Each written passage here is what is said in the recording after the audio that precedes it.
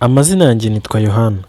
Nari intumwa ikunzwe cyane kuno ku igaburo rya nyuma ari njye wahawe umugisha wo kurambika umutwe wanjye mu gituza cya Yesu Kristo cyangwa Yezu bitewe n'ururimi uzi.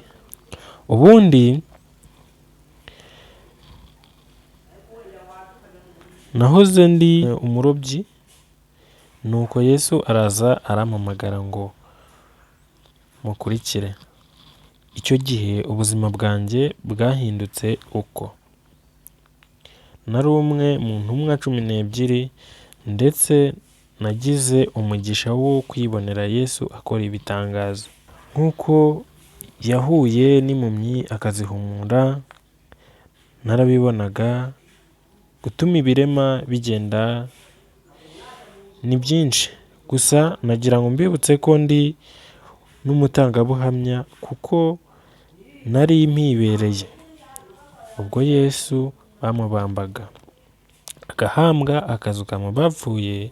Ni njye wirukanse mu ba mbere nibonera Yesu wazutse, niboneye umwami wacu Yesu Kristo azukanye imbaraga n'icyubahiro cyinshi.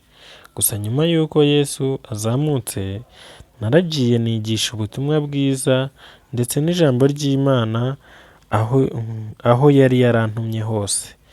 Nabaga muri Efeso, niho nandikiraga ubutumwa bwanjye ngandikira insengero 3.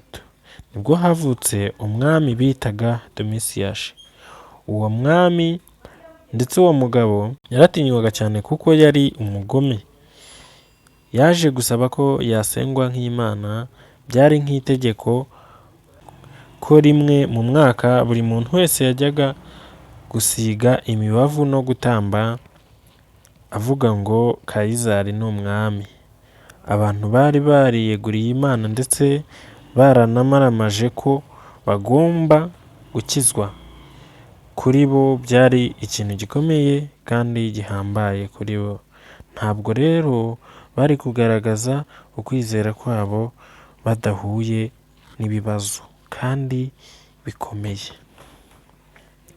Batangiye kuzajya bahanishwa gucibwa imanza, guhanishwa ibihano bihambaye. Gusa nanjye naje kugerwaho, bampaye igihano gikomeye nzira gukurikira Yesu Kristo mwami wanjye.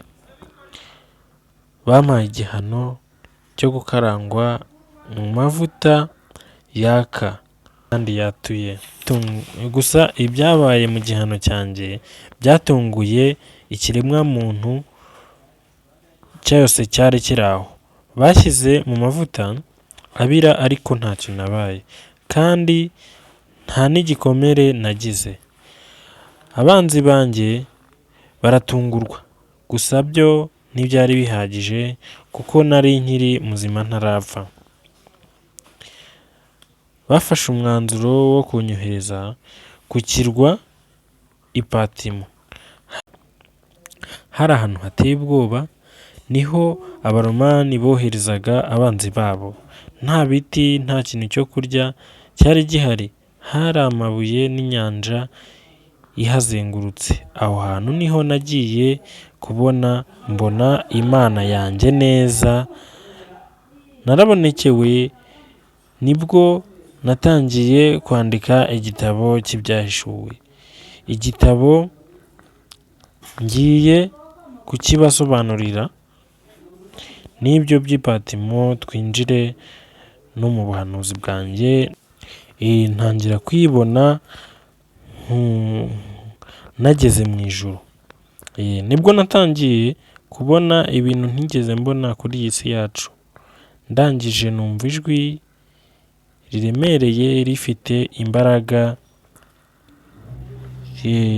riri inyuma yanjye rivuga nk'ijwi ry'impanda rivuga ngo ni njye Arufa, ni njye tangiriro nkaba n'iherezo, ni njye wa mbere nkaba n'uwa nyuma.